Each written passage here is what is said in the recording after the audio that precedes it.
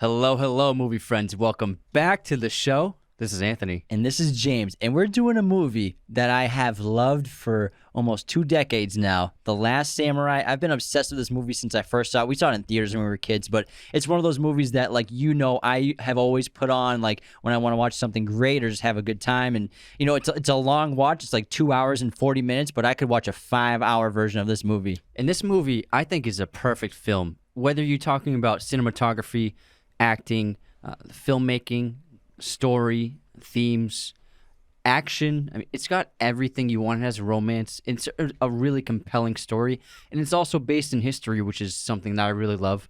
And I think this was made at a time where a really specific time of movie making that I really love. And movies like this came out, Gladiator came out. These big, epic historical dramas were with really sweeping stories.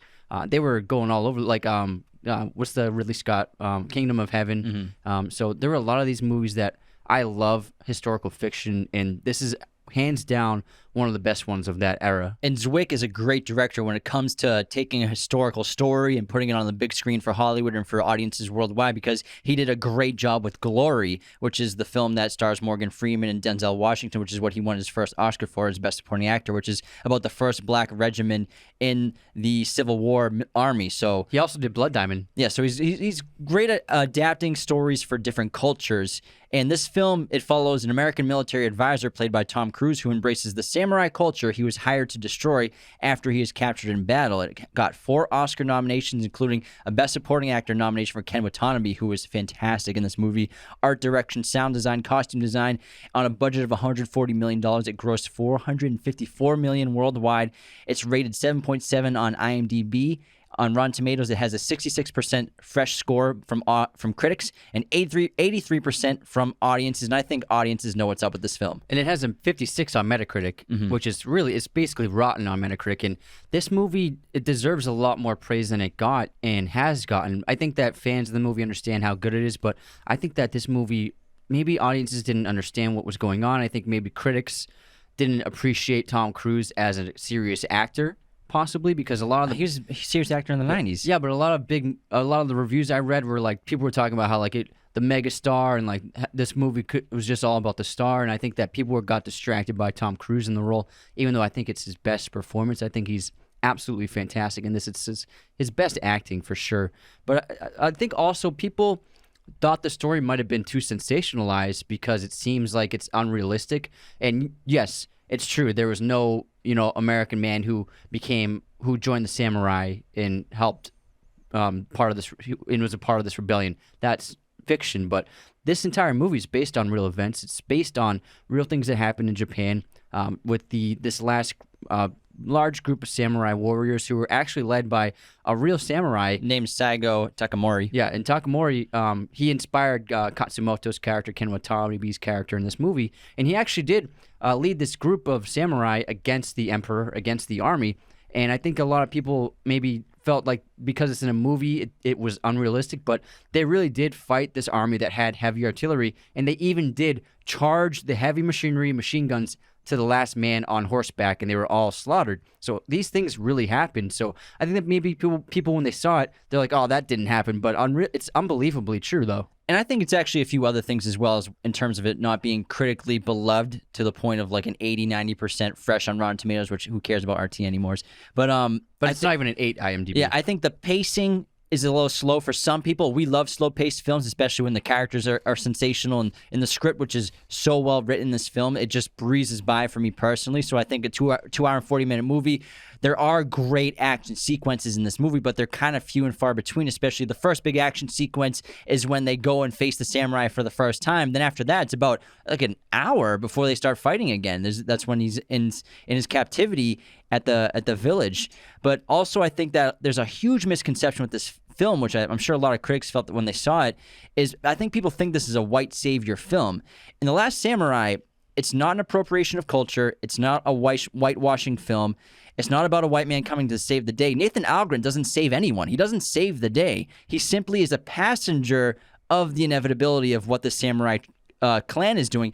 And really, I think a lot of people think that Algren is the last samurai and Tom Cruise is the last samurai. I think they get upset about that, but it's not. If you watch the movie, Ken Watanabe, his character Katsumoto, he is the last samurai. You could say his clan is the last samurai. The clan is the title is actually plural. So that group of samurai, technically, that's what the title refers to, them being the last samurai. And I think you're totally right. I think that it gets the same kind of misconception where Dances with Wolves, a lot of people look at that movie as like a white savior kind of movie. But if you watch the movie, just like this movie, it is about a character who used to hate this kind of opposing cultures and hate other people. And in terms of Algren, this character in The Last Samurai, he used to murder and slaughter Native Americans in America. And so he was and so he was a terrible villain in the army of the Americas. And it's about this character going through this incredible transformation of spirituality, of individuality, of coming to peace with his life,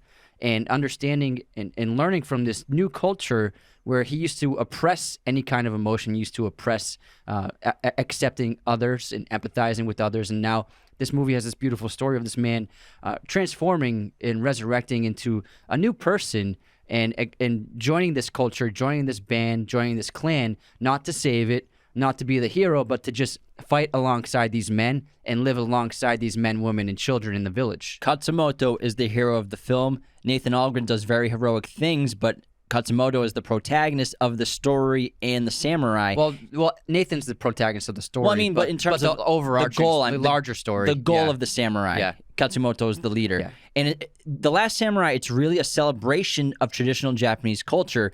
You know, this Western man embraces this culture and he becomes a part of it. He chooses to follow the direction of the samurai and this traditional way of life and the way of the warrior and the peacefulness and the intense discipline that these people have. And he uses it and it changes his life, and he's able to reflect on his past and move on from his past, because Nathan Algren is very much plagued by the shameful things he did in America against the indigenous peoples there. Yeah, and he is a horrible alcoholic, and you see that from the first act of the film, where every chance he gets, he's just swigging down alcohol, whether it be during his performance or at the dinner with the Japanese general and ambassador.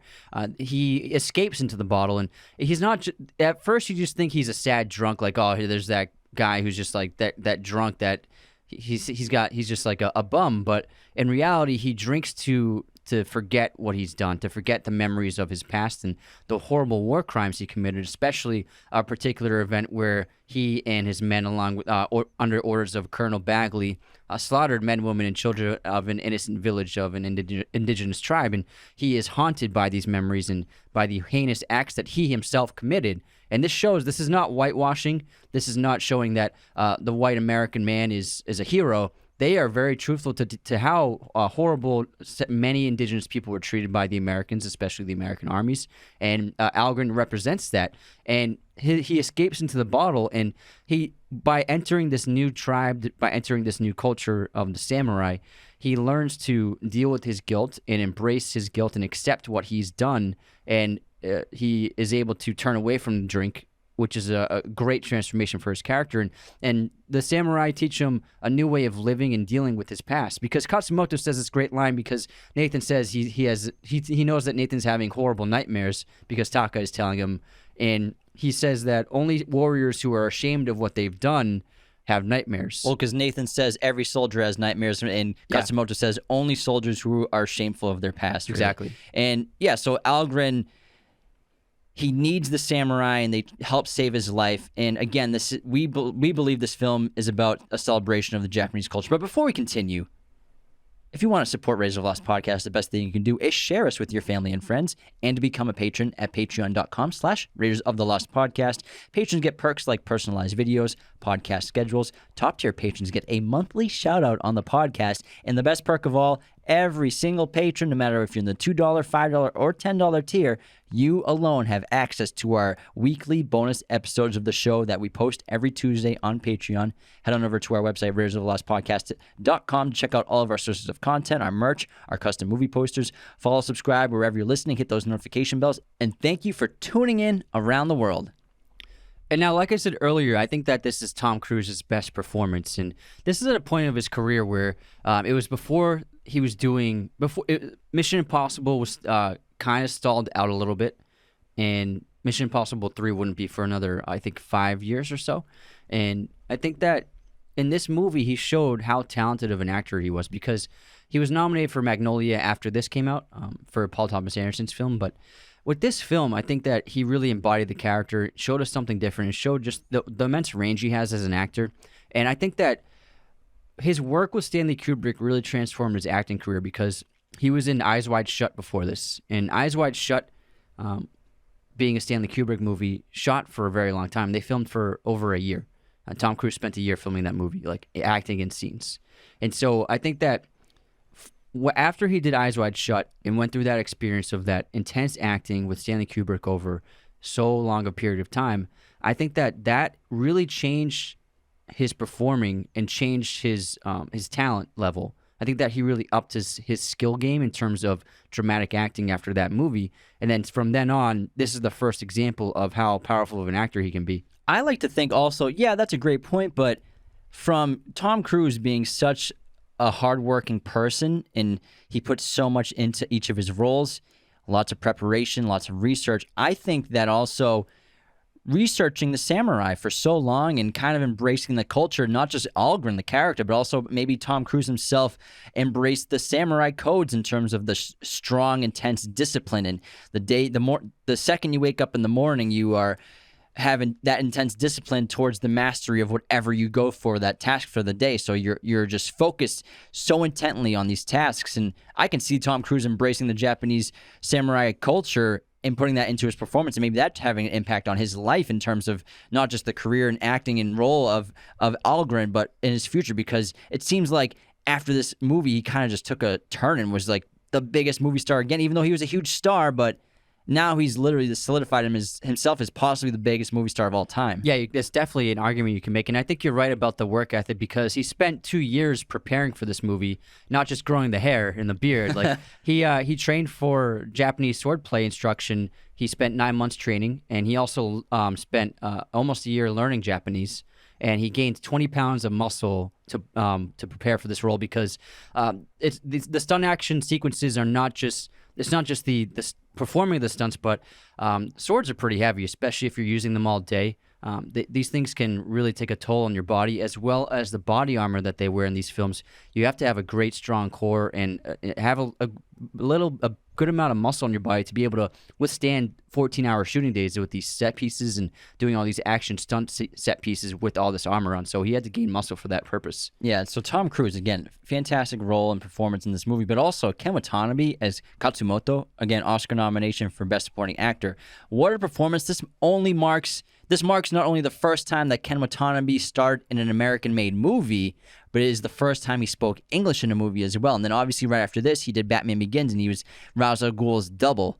And I think, and he's a very complex character. You know, Katsumoto, he's leading a rebellion against the Emperor's men, because what's happening is we have this main theme throughout the film of modernization and, you know, changing from Eastern traditional values and culture, from Japan now wanting to modernize and embracing Western culture. And so the Emperor, who's basically a boy in this film, he's bringing in all these experts from around the world that are Western taught and Western raised in terms of every industry, whether it's technology or architecture or farming, irrigation, whatever it is. He's bringing all the experts from the Western world, and he's modernizing Japan. But Katsumoto's character, his motivation is to try to convince the Emperor to not forget the old ways, not forget traditional Japanese culture, not to completely lose ourselves and forget who we are in Western culture. And that's really the entire point of his rebellion. And, you know, halfway through the film, Katsumoto realizes there's no way we can defeat this modernized army, these new weapons, these machine guns.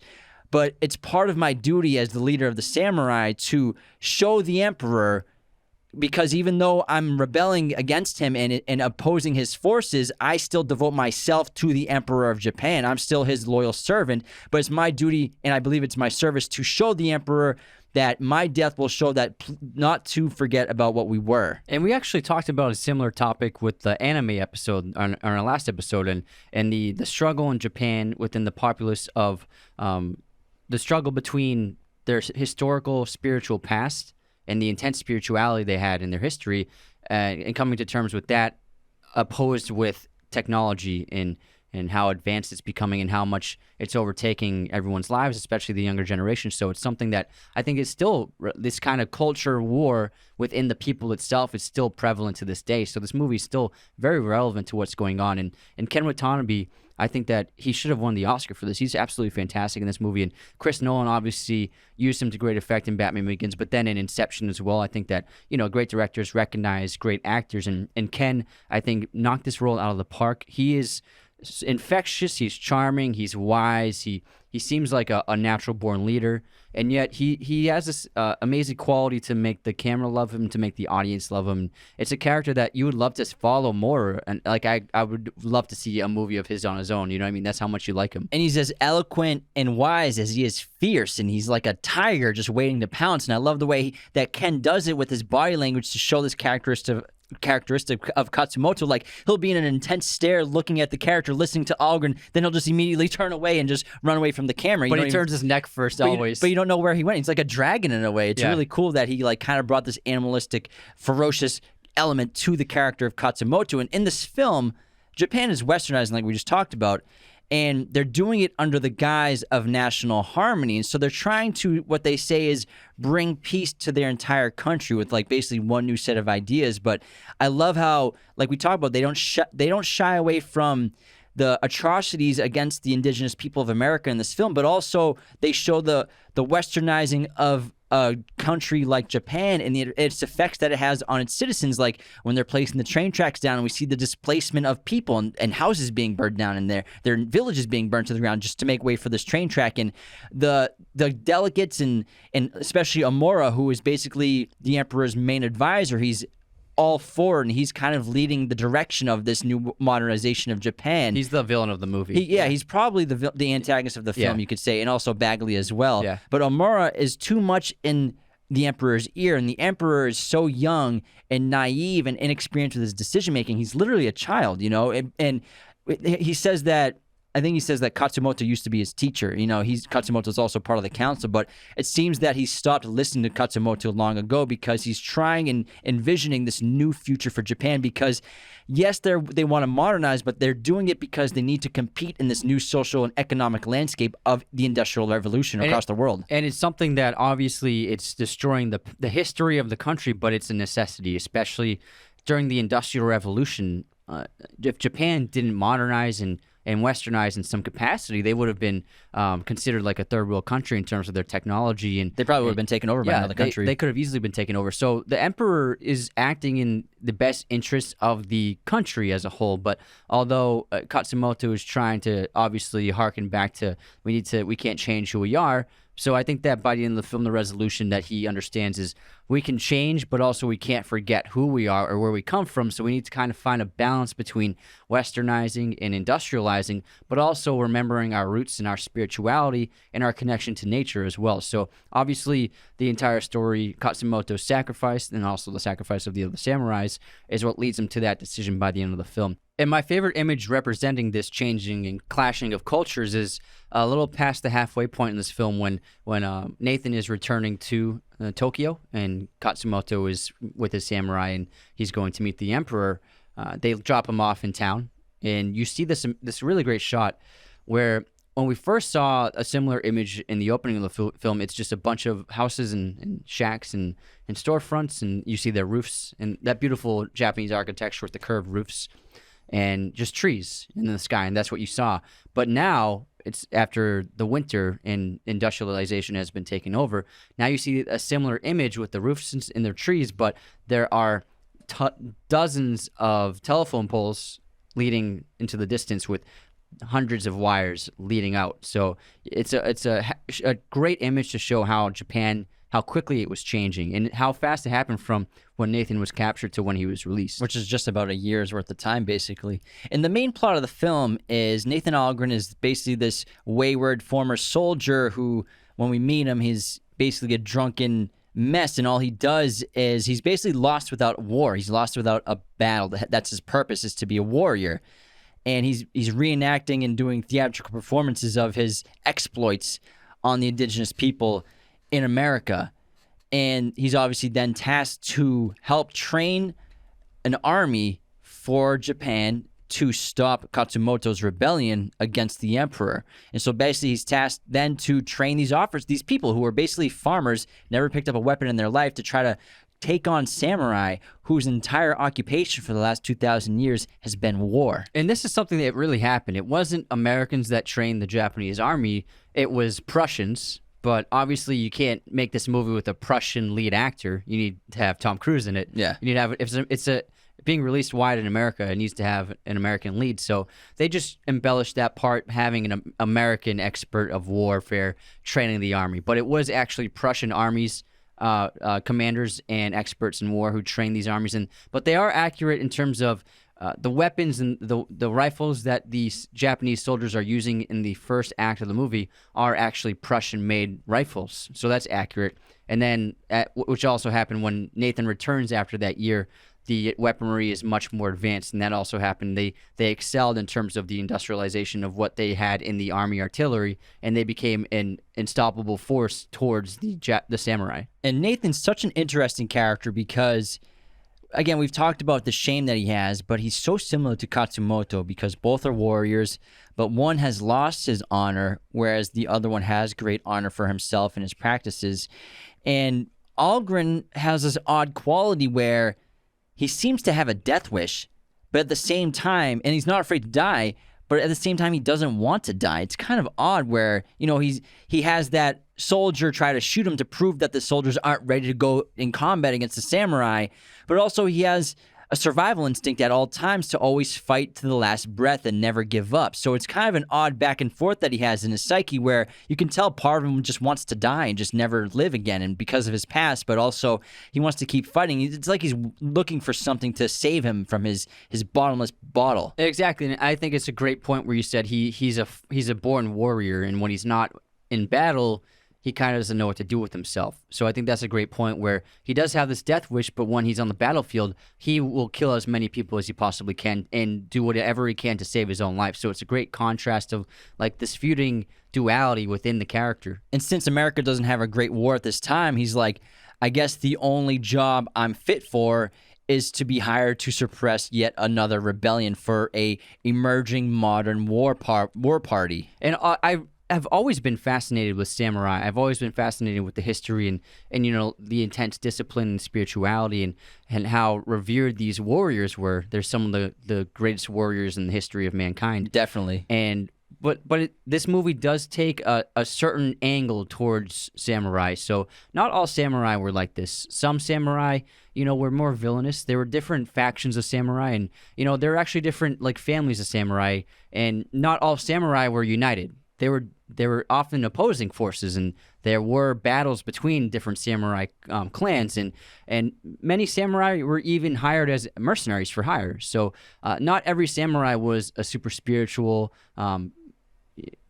like the people in this village, not exactly to the T, but the samurai culture was a lot more complex than a Hollywood movie gives it justice. But I think they did a great job of capturing what a certain kind of clan would be like, whereas clans were like this, but not all clans were like this. Yeah, samurai were a hereditary military nobility that came into relevance in the 12th century, and they're warriors who are also referred to as bushi, which means warrior. In the traditional samurai code of honor, discipline, and morality are known as bushido, meaning the way of the warrior, which is the main theme of the film, and was followed by each samurai until their dying breath. And the samurai warriors were on top of the social caste system in Japan at this time. They were fierce warriors, very skilled in sword fighting, but also bows and arrows and other forms and methods of instruments of death. But the most famous weapon used, obviously, was the katana, which is very sharp and a slightly curved blade. Many samurai also used the bows called yumi, and the fighting spirit and code of honor followed by the samurai were what made them legendary. The samurai ruled over Japan for over 700 years until the time this film takes place, 1876 to 1877, was when they were beginning the rebellion and then lost to the Emperor of Japan. Amazing. Thanks. Yeah. Thanks for that. Yeah, of course. And Japan has gone through turbulent histories. Like feudal Japan was a time where different tribes were warring with each other, and there was always there's a longstanding history of people fighting for power in Japan, and they weren't always united, and they didn't always have one leader, and different regions wanted control of the entire country, and so it has a tumultuous history, and the samurai were a part of that for sure. You could say it's like two justice systems that could never agree on one system, and they're always going against each other, you could say, in a way. Yeah, but I think people around the world are still to this day very much fascinated by the idea of samurai. Oh, absolutely. And speaking of Japanese culture, I think that Hans Zimmer did such an incredible job by showcasing the beautiful music and themes and instruments of Japan in his score. It's one of my favorite soundtracks to listen to. It's beautiful at times. It's, that rambunctious battle scenes. It's epic. It just makes your hair stand up. The themes and the songs he came up with is like the Red Warrior. That track is sick. And Spectrus in the Fog. So many good tracks. Yeah, and this is likewise one of my favorite scores. And the thing with Hans Zimmer, and we've talked about him plenty on this show, is even if he's making films that are based in other cultures, what makes him so great as a composer and a writer of music is that he is so authentic and open to using the instruments of that time, using the styles of music of that place and whatever era it is, whether it be something like Sherlock and using gypsy music, or something like this where he's using real historical Japanese music, real instruments. And like in Wonder Woman, he went to Thermosera to actually record instruments used there. Yeah, there's special instruments there. But I read that even Japanese critics and film lovers and musicians were very surprised with how accurate he was to depicting the style of music that Japanese historically had. And so, once again, he proves himself to be one of the greatest musical composers of all time, and my favorite composer of all time.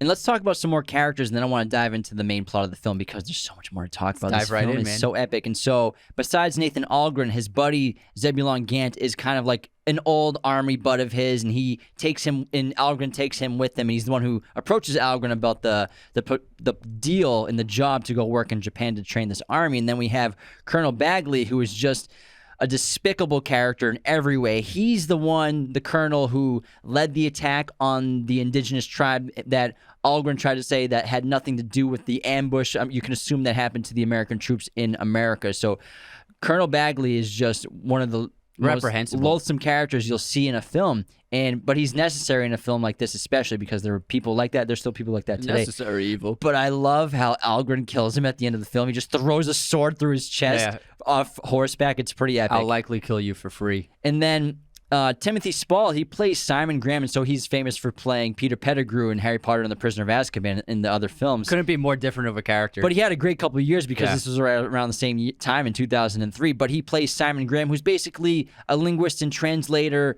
for Americans and Japanese in this era, in this time. And also a photographer. And then we have, Omura we talked about was played by Masato Harada. And Omura is a villainous character for sure. He's the one that has most control over the Emperor's decisions, most inside of his ear, whispering to him what to do. And he wants to fully embrace Western culture and Western industrialization in Japan. And he wants to not only crush the samurai in Katsumoto, but other people who don't embrace this new culture. So he's very authoritarian in a way. Mm-hmm. And then let's get into the main plot. So basically, Algren trains up these farmers, and they're not ready. Like we talked about, he shows that they're not ready with the guy who tries to shoot him.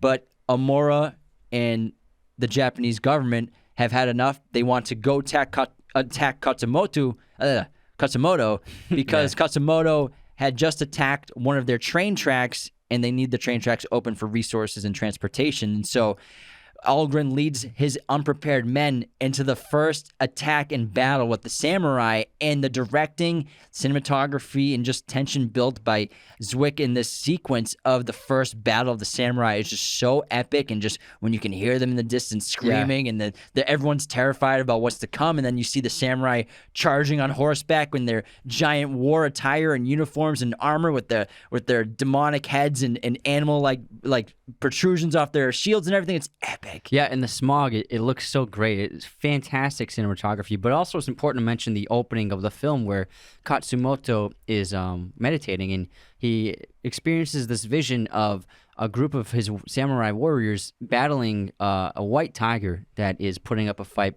surrounded by his men. And this is important because, and what I love about this movie is it does not has too much exposition. It does not hold your hand telling the story. It just shows you what's going on. Doesn't tell you too much, which I really like. And this it pertains to Nathan Algren because during the battle, which, like you said, is fantastic. It's intense. It's got great gore. It's got great sword fighting, and who doesn't love samurai fighting? I mean, it's a massacre. Yeah, it's so much fun. And then also, but at the end of the battle, Nathan is surrounded by several samurai warriors, and he has this spear, and he's fighting these men off, and he has attached to the spear. There is this small banner with a white tiger on it. And Katsumoto, he sees this and he is compelled by the image because it is a recreation for what he saw in his vision of the tiger fighting the men. And then he sees that it is actually this white man, this American man fighting these men. And this is what motivates Katsumoto to spare Nathan and to bring him to the village because of this vision he had, because he's someone who believes in fate. He's someone who believes in destiny. He's a very spiritual being. And so he thinks that nothing happens by accident and everything happens for a reason. Hence why Taka's husband, after she goes to Katsumoto because she's not happy that Nathan's living in her home and she's obviously misses her husband, Katsumoto tells her it was destiny. He tried to kill the American, so it was meant to be. Like, karma. Yeah, it's karma. And so this is what fuels Katsumoto's motivation to bring Nathan to the village. And what I love about the battle, besides the fantastic action, is when you watch it and you listen to the music by Hans Zimmer, the heroic themes are for the samurai. Yeah. The samurai come bashing in. It's the dun, dun, dun, dun, dun. It's the samurai are the heroes of the movie, of the scene, of this battle. Even though Algren is, you think, the hero of the film, the samurai come in and mess everybody up. And it's a great action sequence, but it's really just a taste of what's to come. And like you said, Algren defeats the Red Warrior, who thinks it'll be an easy kill, but ends up being a good death for Nathan Algren, and is another reason why Katsumoto, you can assume, spared Algren. And I think that, like you said, it is a long movie, and a lot of people, if they aren't huge fans of it, they think it's slow.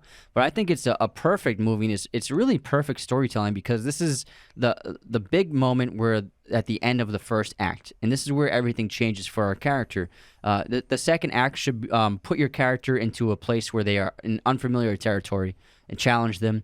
And this is a perfect example of a fish out of water. He's somewhere where he's not meant to be and somewhere he doesn't understand.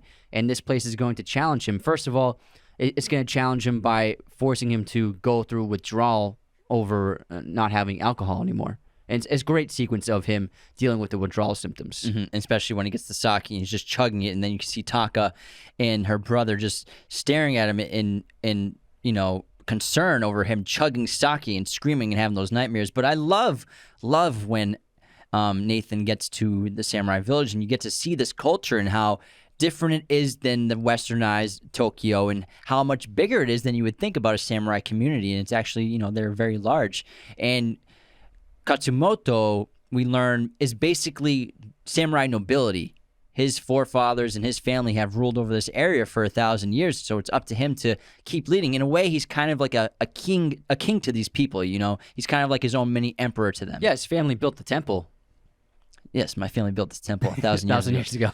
But it's great to watch Nathan go through his transformation of healing and then trying to understand where he is. And like you said, he's staying at Taka's house, who is the Red Warrior's wife. And it's an awkward situation at first because it's this sort of respect that the samurai have for each other, where even though this man killed my husband, it's part of the code where I show him respect and I show him honor by letting him stay here, taking care of him. Also, because Katsumoto, my brother, told me to do it. Yeah. But also, it's a sign of respect, which is maybe the biggest and most important characteristic that samurai have, besides honor, is also respect for each other. And Nathan, the time he spends in the village is so important to his character because he's never, like he says in his diary, this is the longest he's spent in one place since he left home when he was 17. And so he spends close to a year here. And it's what really transforms him, the people, how they live their lives, how the village operates. And he's so used to war and he's so used to death. And to be surrounded by people who have intense discipline about whatever craft they have honor and respect each other. And he's never been surrounded by these kind of themes and these kinds of ideas before. And I think he really is attracted to it immediately because that first walk he takes around the village after he's gotten over his withdrawal from alcohol, and he's walking through the village. He's looking at it as though it's the most amazing thing he's ever seen in his life, and that's it. I think it's a powerful area. And it's what causes the transformation of him, that and the people he encounters. And also the shame that he has from his past, where the word savages is used a few times in this film, and it's when characters refer to the indigenous peoples in America, and also other characters referring to the samurai. And basically what they're referring to is people who just don't have modern technology, which is a very unfair assessment of somebody and very offensive thing to say. Just because they don't have machine guns and weapons like you doesn't mean that they are savages. They have their own particular way of life, which they have been living for thousands and thousands of years, and they didn't have a necessity to modernize their culture until now with the Industrial Revolution happening across the world. But Nathan, I think because of what he's done to the indigenous peoples of America, he's embracing this non-modern culture of the samurai, and he's learning about it. He loves it. He's becoming a part of it, and he's learning what does it mean to be a samurai in terms of the devotion, the mastery of tasks, the discipline, and the devotion to perfection of whatever they pursue. And he says in his diary that he's never seen such discipline from people, and the word samurai itself means to serve. And again, Katsumoto believes that he serves the emperor despite the fact that he's going against his forces, and he begins to wear their clothing, and he's learning how to fight with the sword and He's the learning the katana. language. He's learning the language too, and they even talk about how he's kind of he's a very intelligent person, but also a linguist himself because he speaks some of the tongue of the indigenous people in America as well.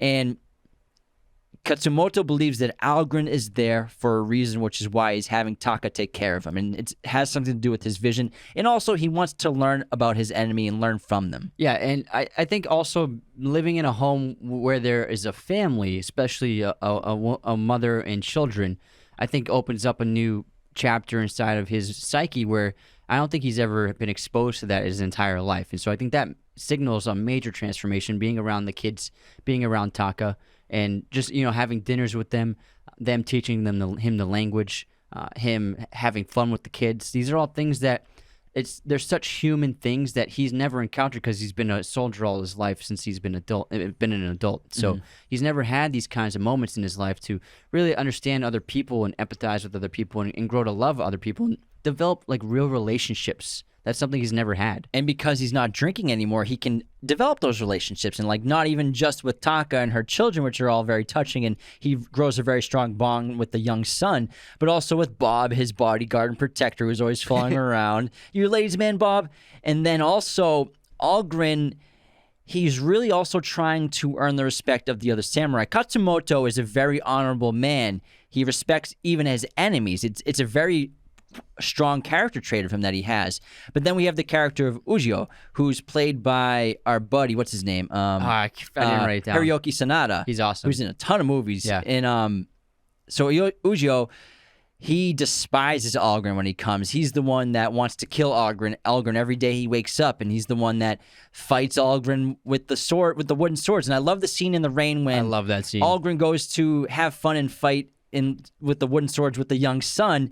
And I love the look on Algren's face because he's in shock kind of how strong the children are and how ferocious they are as fighters. He's like, wow, this is a child that I'm fighting right now. And also I think he's getting his anger out on Algren for killing his father. I think maybe. in that moment, I think he's really giving him everything he has and really attacking Nathan with every bit of energy and anger. I think it's a cathartic moment for the boy to attack the man who took his father's life. And Ujio, he's the ultimate warrior, and he may be too passionate of a person to be an effective leader, like Katsumoto. He's too hot-headed. Yeah, he's like a lion just waiting to be unleashed and attack whatever. Somebody get this hothead out of sink here. his teeth into. I said no hotheads down here. Where's the Gotham DW? Where's the DWP guy?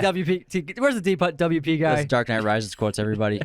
But I love the scenes with Algren and Ujio, especially the rain scene where Ujio just beats the crap out of him with the wooden sword, but Algren won't stop giving up and getting up. And no matter how badly Ujio beats him, he keeps getting up and he won't let go. And like I said, he has that death wish, but also doesn't want to die at the same time, the survival instinct. It's like the movie. It's like in Matrix Revolutions Smith keeps knocking Neo out, and he keeps getting up. He's like, "Why won't you die?"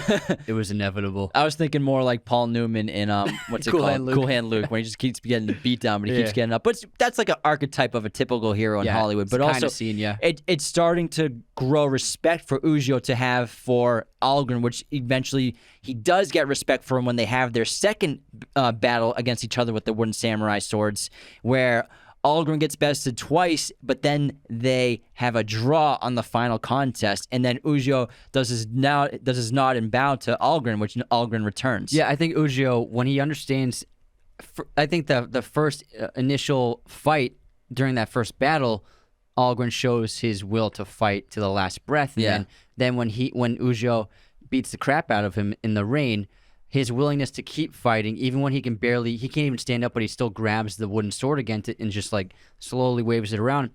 I think Ujo is seeing the will to fight that he himself has. It's a samurai code. Yeah, exactly. And then when he finally earns his ability, he finally earns the respect by having that draw with him. And Ujo sees himself, I think, in Algren, of seeing that burning fire of a warrior within him. And I think that's what really draws him to them by the end of the film. And I really love the conversations that Algren and Katsumoto have, because he's such a fascinating character to learn about. And we learn he speaks very good English for being a samurai. He's the only one there that speaks English, really. His son does a little bit. Yeah, and it's great conversation they have. And I love when Katsumoto learns about General Custer and how Algren says that he's a maniac. He took like a 300 men against like 2,100 by himself, and he cost all of his men his lives. And Katsumoto's like, I like this General Custer. And Thermopylae. Yeah, the story of Thermopylae. So they foreshadow the end battle. Of the 300 Spartan versus 1 million Persians. And he's like, 1 million, do you know this number? I understand this number. Zack Snyder made that movie. But again, Katsumoto believes Algren's there for a reason. He wants to know his enemy, but also they're developing this really beautiful friendship, again, where I think they're both starting to learn that they're not very different from each other at all, despite having such different backgrounds. And I really love the relationship with Taka as well, and how it slowly builds, because the first major step, well, the first little step he does is actually a step when after he realizes he got mud in the house. Then I think it's the first signal of his transformation is the next time he goes into Taka's home, he makes sure to take his boots off and he walks barefoot. So I think that's the first step to Algren transforming and becoming a part of this culture and this society. But the relationship is very romantic by the end of it, but it's not Hollywood romance, and they don't have like a passionate makeout scene or a passionate intimate scene, which I think works best because that's the great moment when Taka dresses him in her her dead husband's uniform and his armor. I think that is the equivalent of a sex scene, that intimacy, and showing that she is embracing him as a man. Well, I think they're being fair and realistic to the traditional Japanese culture of, it's not America where people just throw themselves at each other like nothing. Exactly. And the first time that, well, also in terms of other things that he learns to show respect for the family and starting to embrace the culture in the house is where he's starting to learn the language on his own, and they're all so surprised by it. But he's also, again, developing that really close bond with the young son.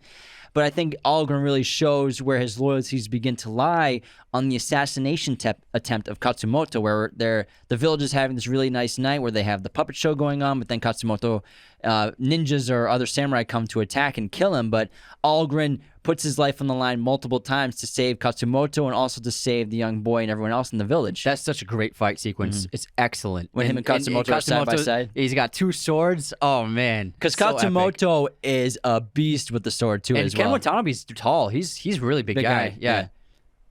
But I love that sequence. Yeah. Our intermission. I'll begin with our movie quote competition. I have one for myself as well as one from our fan, and the fan is Griffin Hatcher. So this is his quote. Let's hear it, Griffin. Sometimes I don't. If I like a moment, for me, personally, I don't like to have the distraction of the camera. I just want to stay in it. Sean Penn in, what's that movie called with Ben Stiller? Walter, Secret Life of Walter Mitty. There you go. Thanks. And then this one's for me. People do it every day. They talk to themselves. They see themselves as they'd like to be. They don't have the courage you have to just run with it. Tyler Durden. Yeah. My guy. My guy. Here's mine. What is the most resilient parasite? Bacteria, a virus, an intestinal worm, an idea. Resilient, highly contagious. Once an idea has taken hold of the brain, it's almost impossible to eradicate it. I'll give everyone a moment. This is so good. This is early in the film, too. Yeah. This is Cobb, played by Leonardo DiCaprio in Inception. Good job. Thanks, man. All right, guess this movie release year. A Few Good Men. Okay, Few Good Men. Great Tom Cruise movie. We're going all Directed Tom by Cruise. Rob Reiner. This was in 2001. Way off. Damn it, what was it? 1992. Oh my god. That might be the worst guess ever in the history of intermissions. No, you're off This by is- 20 years once. But come on, this is Jack Nicholson when he wasn't super old yet. That's true. Oh yeah. my god, that was bad. Man, it was way off. All right, here's mine. Not another teen movie. Let's see, when did Fantastic Four come out? That had to have been like 2004 probably. Or maybe later. I'm going to go with 2004.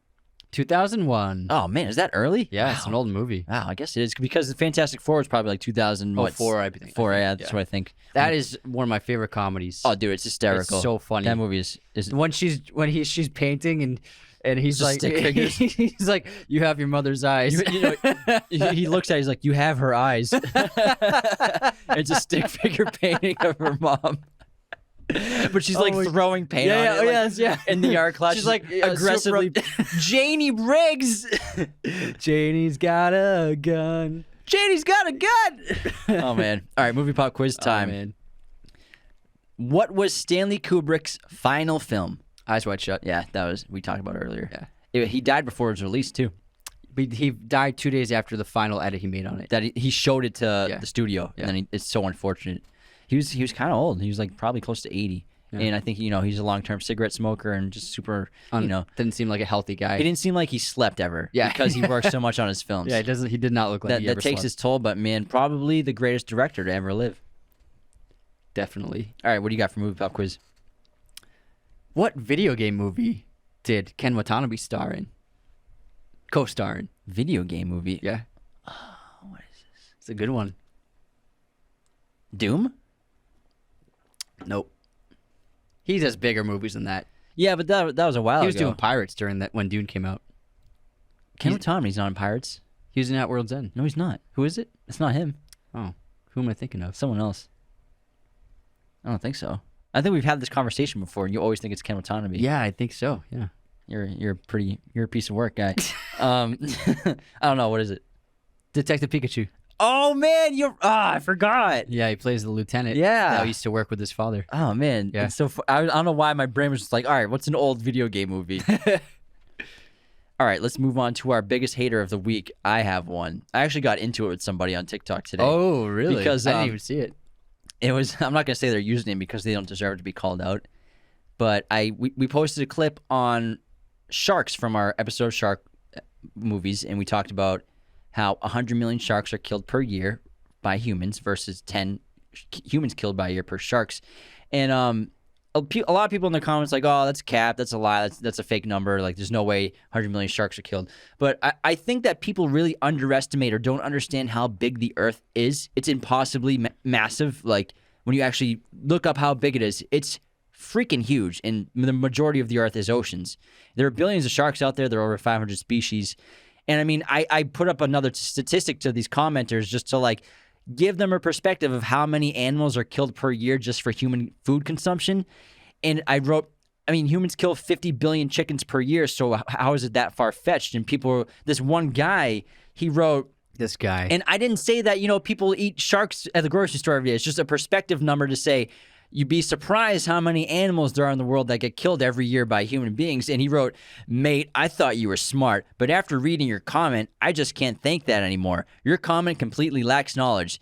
And so the comment was just to bring to perspective how big the Earth is and how much food is consumed. And then he went off and we went back and forth. He's like, oh, the 100 million sharks number is BS. It's not real. And I cited National Geographic, and I sent him links to like 5 or 6 articles and YouTube videos talking about it. I mean, I'll take National Geographic as a legitimate source. I don't know about you guys, but I mean, 73 million sharks are just killed for their fins alone every year.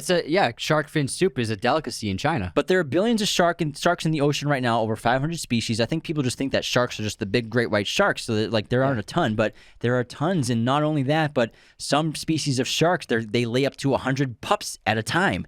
That's 100 sharks just from one mother.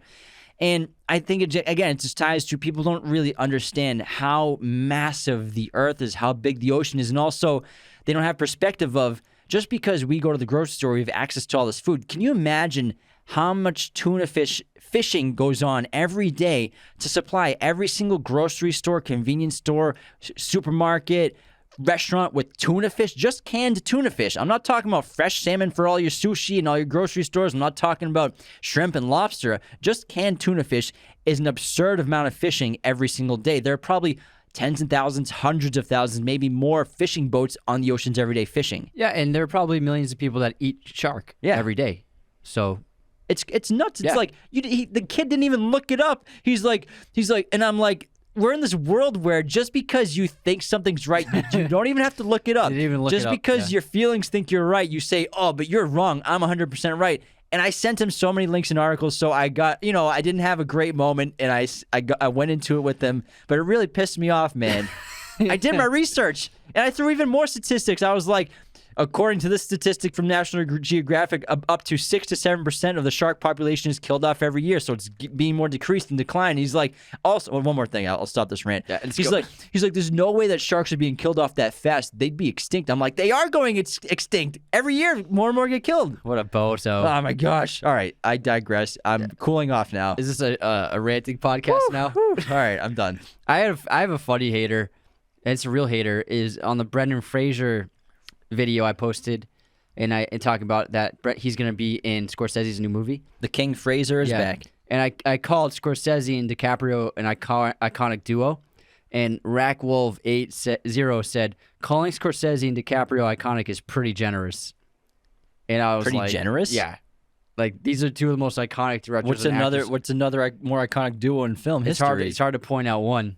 I mean, I don't even know who I'd pick. How are they not an iconic duo? Like, they've made 6 Best Picture nominees. I guess maybe Scorsese and De Niro, but it's pretty comparable. Yeah, they've made a lot of films together. Probably De Niro's done more. De Niro did 9 with him, but still, like, that's pretty wild. Yeah, I was like, that's the most ridiculous one I ever heard. That's a pretty bad comment. And this is a fun one. So Hayden Polkinghorn, a big fan of ours, he's always tuning into the show, said, it honestly amazes me how much you blokes have turned this channel into what it is now. From watching your earlier videos to what you produce now is unreal. From content and even the editing is a massive step up. How could anyone unsubscribe? My heart. Keep it up, you guys. Appreciate it, pal. Thanks, Hayden. All right, biggest supporter of the week is from Nick Ewes.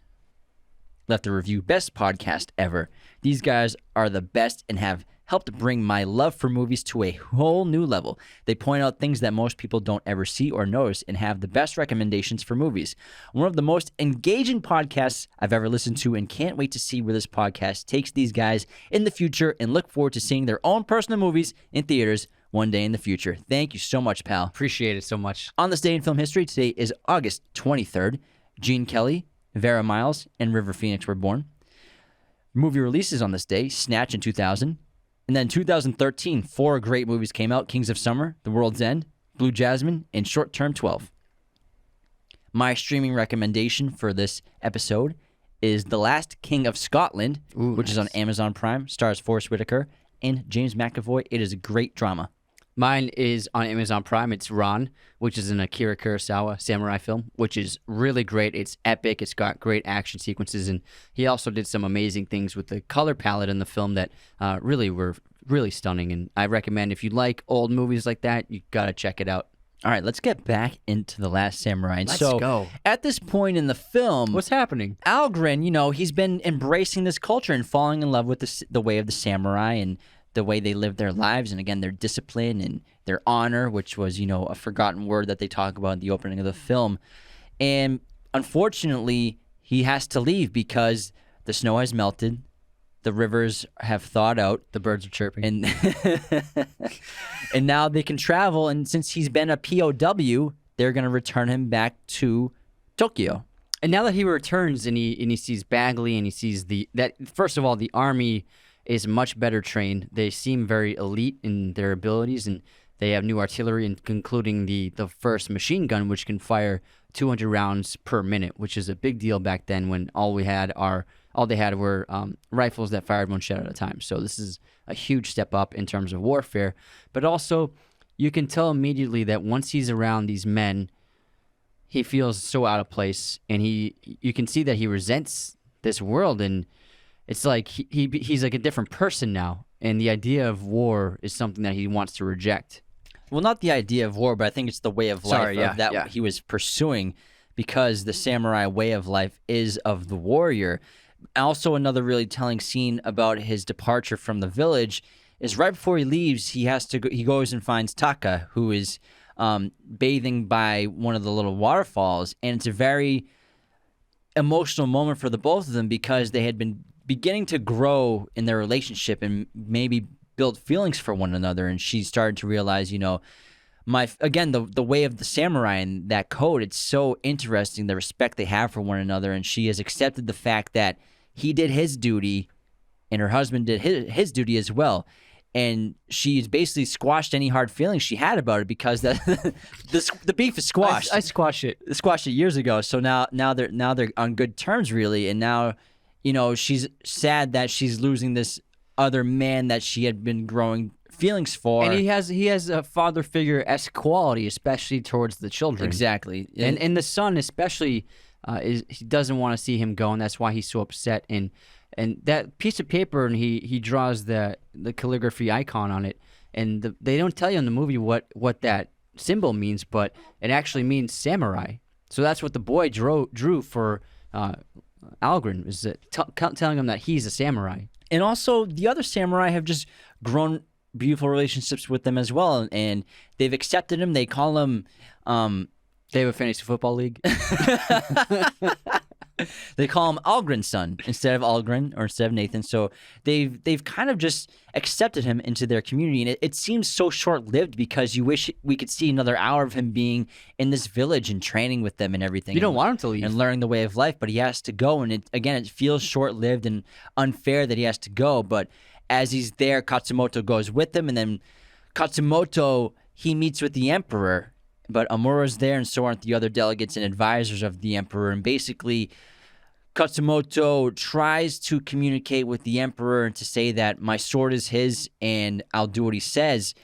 And because he is loyal to the emperor and the emperor refuses him in his services, he becomes a prisoner of the Japanese government. And filled with shame. And they even, in the room he's being held in, they give him a small knife to end his own life. And it's a moment where you think Katsumoto will actually do this sometime that night. But at the same time, there's an assassination attempt on Algren because Algren meets with Amura, who meets with Amura. And Amura is like hinting and kind of understands the transformation that Algren's gone under because he refuses the whiskey.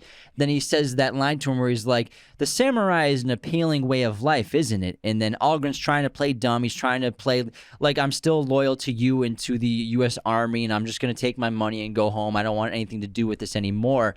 But then the assassination attempt on his life really shows Algren that I am part samurai now, and that is my new community. I just saved myself basically using the samurai code and techniques and martial and combat methods to fight 7 guys or 5 or 6 guys and take them on by myself. Yeah, the assassination attempt is amazing. It's such a great fight scene. And what's really cool about it is, first of all, it's an epic moment, the sequence where Algren takes out these 5 men who are well trained themselves, so with just the sword play and great action sequence. But then there's this moment where once he's killed 4 of them and there's still 1 left, Algren, in his mind, he recounts the fight as though it was recorded by him. And this shows an example of how his fighting has changed, and he's like earlier he couldn't fight as well as the others because he had too many mind. He was too focused on other things. And so this is an example of visual representation of how focused he's become on the craft of warfare and his fighting. And I think it's a really well done visual style right here. And then he goes and saves Katsumoto with the help of Ujo and Katsumoto's son as well. And this is an epic scene as well because they're fighting against guns. I don't know. I couldn't think of the word Guns. rifles. It's also very emotional because Katsumoto's son dies in this situation. But again, his death is glorious in a way, and it's glorious in the code of the samurai, where he has taken down many foes during this battle, and even though now he knows he's fatally wounded, he knows it's his time. And this is something beautiful about the samurai culture, where they're not afraid of death. They embrace death because it's a part of their spirituality and it's part of their life. And they hope to all have good deaths. And to him, to Katsumoto's son, to Katsumoto, they both know that this is going to be a good death. I'm going to die protecting my father and protecting my friends and fellow samurai and letting them get away so that I can buy them some more time. Yeah, it's a really tragic scene, and Ken Watanabe gives a great performance when he has to, look upon his son for the last time, and it's really tragic. Yeah, really great. But it's awesome because Algren, Let's go. They go back to the village, but now it's different. They're not there to bide their time and train and wait. They're there to plan an attack. They're going to attack the emperor and their forces. And so they spend probably a few weeks preparing for this battle. And this is where Nathan comes in handy because he knows the art of warfare in terms of the Western style of warfare. And so this is what helps them strategize to help them put up a fight against this army. Yeah, he's a military advisor. This is what he's born. This is what he's been grown to do his entire life. He knows war better than anybody. So he's basically Katsumoto's main advisor for the battle plan and battle schemes. And Taka's son, he doesn't want to lose another father figure. And Nathan, he thinks that the son is upset because he's still upset about his father being dead. But Taka tries to tell him that later on that it's because he doesn't want to lose you. He doesn't want you to die because you've become a father to him in a way. And it's really beautiful, the relationship they all start to develop with each other at this point. And again, it seems short-lived because he's about to go to war and probably going to die. Yeah, and then when he steps out in that red battle armor and Ujo goes up to him, and you think Ujo's going to be upset with him for wearing the samurai honor, but then he grabs the chest plate and tests to make sure it's secure, and then he nods. And, this is like the final nod of acceptance for Nathan to show that he is a samurai. He is one of them. He's earned his place there, and they consider him a brother. And I think the scene where you brought up earlier where Taka offers the red armor to Nathan, then dresses him with him. But what she says is, if you wear this armor, you will honor our family. And so even though he killed her husband who was wearing that red armor, by wearing that red armor, he does a great service to their family. It's great movie. It's really the samurai code is beautiful. It's awesome. It's incredible. The amount of respect and honor that they have for even their enemies is just incredible. And the finale battle is just all kinds of epic, and there's so many steps to it, and it's a story in its own. But first of all, the scale of it, the costuming and the wardrobe of this movie are really incredible. They did a fantastic job costuming this film, and then the stunts are amazing. You got horseback riding, you got sword fighting, you have spear throwing, you tons of fire, you have arrows and fire. Yeah, so it's a gigantic set piece, and the filmmakers did an astounding job bringing it to life. But before we talk more about this battle, why don't you tell us about some movie poster stuff, man? You mean movieposters.com? Yeah, that cool website. The best place to get your posters online today. Use our special promo code. This is a new promo code, guys and gals. Stop sharing it online. Yeah. Raiders 15 off. So it's not Raiders 15 anymore. It's Raiders 15 off. Now, if you use that at movieposters.com, it'll get you 15% off your order. They have all sorts of sizes, framing, backlighting.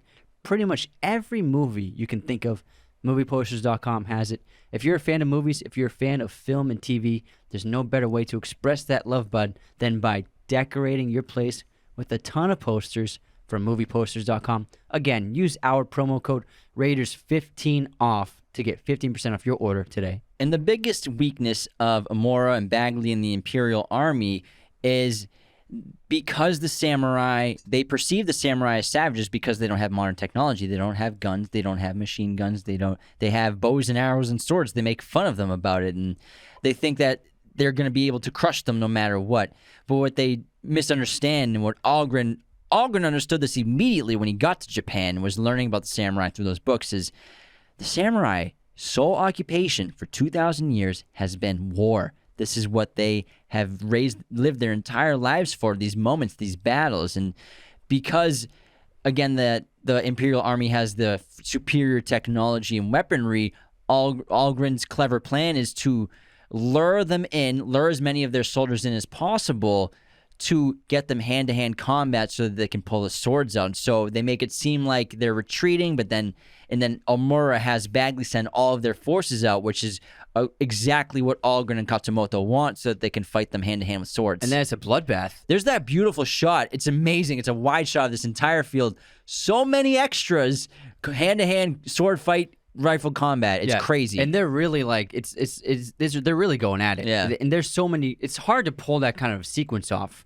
with stunt people, because you don't want anyone to get hurt, but it also needs to look like people are really fighting. So it's a really complicated stunt to perform. And I think people underestimate the difficulty in pulling it off to make it look like people are actually fighting. But they did an amazing job with this. And not just make it look like fighting, but also look like improvised fighting and look random. Like, oh, this guy's right here, I'm going to attack him. So I think they did a wonderful job with the blocking and all the fluid movements of the fighting and the choreographing. It's all really good. Yeah, and then when they take out that initial attack after the fake retreat, and they get that small victory, it's like you're pumped up. You're like, oh, they might have a chance here. Bagley's like, he thinks he can win.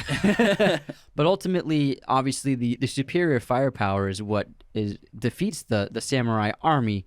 And this, like I said earlier, this is historically accurate. This really happened. This kind of a battle happened, and the samurai really did charge at heavy artillery and died to the last man. So this is not something that is just glorified for Hollywood to make a nice movie scene. This really happened, and this shows the dedication and the culture of the samurai, where they will fight to the last breath, to the last man, because they believe in what they're fighting for. Whereas the other army, they're following orders, but the samurai, they don't fear death, and they embrace the idea of fighting an unbeatable enemy because they know that what they fight for means something. Yeah, the machine gun taking out the samurai at the end of the film is a perfect metaphor for the new Western culture taking over Tokyo and Japan and extinguishing the traditional Japanese culture that Katsumoto is trying to hold on to. And like I said earlier, Katsumoto, he knows they're going to lose. They know it's a futile mission. They know they're going to be defeated. Algren knows that you can never defeat a more modernized army. And also he asks what happened to the warriors at Thermopylae, and Algren says, dead to the last man. Yeah, but... And then he smiles at that. Like, he knows we're all going to die, but they're going to go anyways. The whole point of this rebellion, it's not to win. It's not... I mean, maybe they win and it'd be cool, but it's not to win. That's not the point of Katsumoto and his goals. Again, his goal and his mission with this rebellion and this attack is to make an impact on the emperor, to not forget the old ways. Katsumoto willingly dies just for the chance for the emperor to understand what he died for. And it's a really beautiful death where Katsumoto, he takes his own life with the help of Nathan, and then when he looks off into the distance, he sees the perfect cherry blossom. And it's something he said he's been seeking his entire life. And he has that final line where he says, perfect. And I think it was a really stunning moment for the movie. And then when Katsumoto dies, all of the imperial soldiers, they get on their hands and knees and they bow to Katsumoto. It's a really beautiful moment because you can tell, I'm sure, the citizens all know who the samurai are. Many of them, I'm sure, still respect them and revere them. But it's really interesting earlier on in the film when the samurai visit Tokyo and everyone is screaming in fear of the samurai, which I'm sure was a result of propaganda run by the Imperial Japanese government there, which caused them to think that the samurai are just gonna kill us all no matter what. But really, the samurai are very respectful people, and they all understand that, and they recognize that this is a passing of not just a great man in Katsumoto, but of the end of a people and tradition in Japan. And this actually is accurate as well to the samurai who inspired it, Takamori. Even though he died in the battlefield from this heavy artillery, he was still regarded as a hero by the Chinese people, by the Japanese people. And one of the final scenes is Algren survives, and he goes to the emperor, who's about to sign that treaty, which will completely westernize Japanese culture, with the American ambassador. And it seems like America is kind of taking advantage of Japan, for sure. From what you can tell. Yeah, and because of Algren's words and bringing Katsumoto's sword to the emperor decides to cancel the treaty last minute, and it's a really beautiful shot in dialogue where the emperor asks Algren to tell him how Katsumoto died, but Algren responds saying, "I'll tell you how he lived." And he's going to try to keep that traditional Japanese culture, which he loves so much, alive in Japan. And again, it's not about who wins. And then Nathan returns home, his new home, the village. So touching. He I finds love this Taka. movie. Oh, man. I love it so much. I love how he's just walking his horse with a sword sticking out. It's pretty badass. I want a sequel where he's protecting the village from soldiers or Yeah, something. let's get a sequel. That'd be pretty epic. 20 years later. And that's the end of The Last Samurai. And this is such a sensational film. We love period pieces. We love ancient history, even though this is 1800s, the samurai are ancient warriors. Love other cultures. It's such a fascinating story. Amazing characters. Again, beautiful music from Hans Zimmer. This is a perfect movie. And I think that this movie does the same thing that Dances with Wolves does, where it shows you this different culture, but the beauty of it and how incredible other people live around the world. And I think that's something that everyone should embrace and try to expose themselves to in some regard, whether it be music or a movie or art, or reading something, just embracing other cultures. And I think this movie did an amazing job of that. You want to do some fun facts about The Last Samurai? I got some. Let's go. All right, you can go first. Since you seem so excited and eager to do it. I have some. Give me like a few minutes to pull them up. So I needed to scroll down my screen. Okay, it was 2 seconds. This is a long 2 Are seconds. you gonna get in a TikTok argument with me? Probably. If you leave 2 million scrolls. If you leave a comment. It was actually me. Tom Cruise actually almost died on set of this movie. He narrowly escaped potentially fatal injuries after a sword was swung within 1 inch of his neck while filming. He and co-star Hiroki Sanada were acting out a sword fight scene when the incident happened. Now, what happened was Sanada is supposed to swing a sword at Tom Cruise, who was off camera on a mechanical horse. But the mechanical horse malfunctioned and failed to duck and lower Tom Cruise in that moment while Sanada was swinging the sword. Luckily, Sanada is actually a highly trained martial artist, not just an actor. He was able to stop the blade within just 1 inch from Tom Cruise's neck. It's pretty wild. Tom Cruise also took no upfront salary for this movie. Filming of The Last Samurai took place in New Zealand, mostly in the Taranaki region, with Japanese cast members and an American production crew. This location was chosen due to the fact that Mount Egmont, Mount Taranaki, resembles Mount Fuji, and also because there is a lot of forest and farmland in the Taranaki region. This acted as a backdrop for many scenes, as opposed to the built-up cities of Japan. Several of the village scenes were shot on the Warner Brothers backlot in Burbank, California, which is just 2 minutes away from our house. Some scenes were shot in Kyoto and Himeji, Japan. There were 13 locations altogether. The final battle in this film is based around the historical end of the Satsuma Rebellion at the Shiroyama on September 24th, 1877, and the Satsuma Rebellion is what inspired the movie itself. And like the film, the Imperial Army bombarded the samurai positions with heavy artillery, and Takamori, who was essentially Katsumoto in this movie, having run out of their own ammunition, charged the Imperial lines with 500 of their men, relying only on their swords. For a while, the samurai did hold up against the Imperial infantry, who were not trained for close combat sword fighting. However, during this time, Takamori was shot and severely wounded. There's the debate to what led to his death, but people assume that he did kill himself, just like in this movie. But also, what is known is that after he did die, Takamori's men cut off his head and hid it to preserve his honor. The head was later found and buried with Takamori's body. What were left of his men was 40 people, who were led by a samurai named Beppu. They did a final charge towards the Imperial lines and were wiped out by gunfire. That's wild. Yeah. Ted Williams' head was also taken. Cut off, by this family. Critical reception in Japan was generally positive.